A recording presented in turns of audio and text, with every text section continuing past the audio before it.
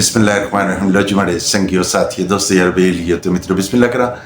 लाला Farooq programme मिठियां गल्लां लेके हाजिर खिदमत है।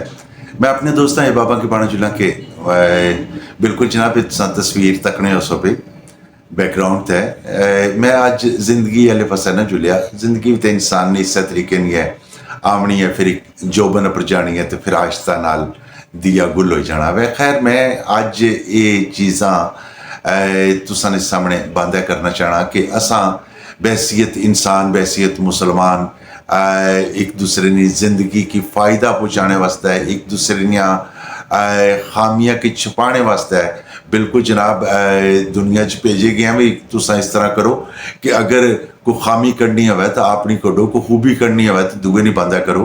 लेकिन अफसोस का मुकाम यह है कि असां कोल जितना भी फल फ्रूट सब्जियां सच्ची गल है कि जिला आवनियां तो तक कि ये पहले दिहाड़ा कि जी आवनियां।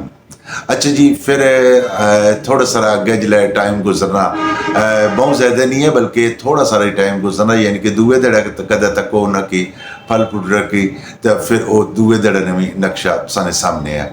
इस तरह त्रीए दिहाड़े जिले तक हो तो अपनी अफादियत अपना सारा कुछ खोई चुके होने न ये फल फ्रूट। हालांकि तुसां की याद उसी कि चाहे मार्केट च केला आना सी, चाहे सेब आना सी, चाहे माल्टा आना सी, किनो आना सी, कोई भी फ्रूट जिला आना सी तो वो तुसां घर आनी के तो हफ्ता हफ्ता रखी भी सकने सो, खाई भी सकने सो, कोई मसला ही नहीं सी होना। लेकिन हुण तुसां सैफ फ्रूट आनसो या सब्जी आनसो तो उसकी थोड़े देर वास्ते ही रखसो ना तो दूए दिहाड़े पता लग सी कि इसकी तो उल्ली बह गई है। अच्छा ये क्यों हो रहा है ये सारा सिलसिला मैं दोस्तों की गल दसा कि कोई शक नहीं है कि असा उस अल्लाह पाक पर शाकर को ना रहे खुदा की ज़ात बिल्कुल जनाब इस कोई शक नहीं है। जितने भी फल फ्रूट हैं जितनी भी सब्जियां हैं वो अपनी ओरिजिनल हालत पैदा होनी पैदा होने तो बाद बाकी लोग उन्होंने उतों तोड़ी के मंडियां च बेच रहे हैं सारा सिलसिला करने।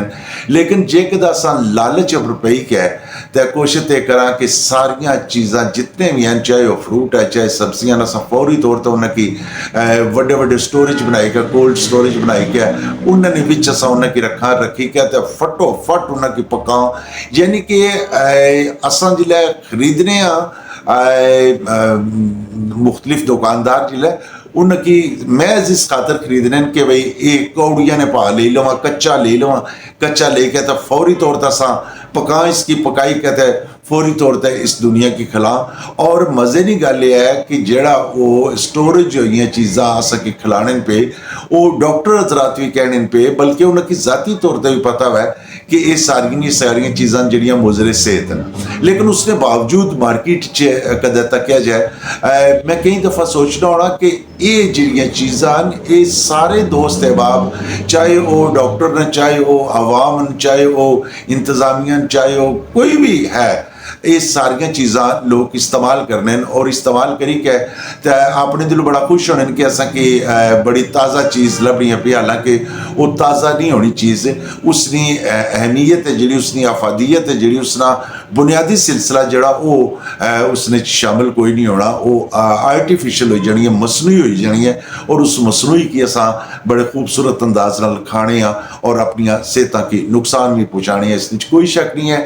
मैं दोस्तों की अक्सा के अल्लाह की कुदरत है कि खुदा ने अगर एक निज़ाम पैदा किया एक सिलसिला पैदा किया अगर माल्टे की माल्टा लगना पिया तो करवा लियो उसकी माल्टा ही रहने हो उसकी फौरी तौर पर कच्चा पड़ीसी कहते हैं फटोफट उसकी कोल्ड स्टोरेज रखी के तो उथे दवाइयाँ मारी के तो उसकी फटोफट पकाई कहते हैं मार्केट च बेची छोड़ने हो।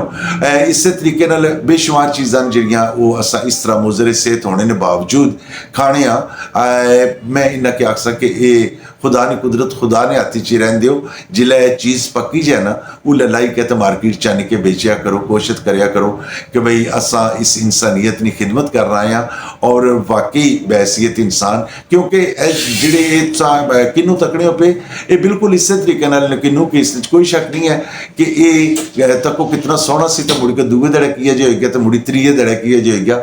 इंसानी जिंदगी भी यही है सोचे कदे بھائی انسان دنیا چامڑا ہے لیکن بڑا جلدی اس سے طریقے نال ختم ہو جانا ہے.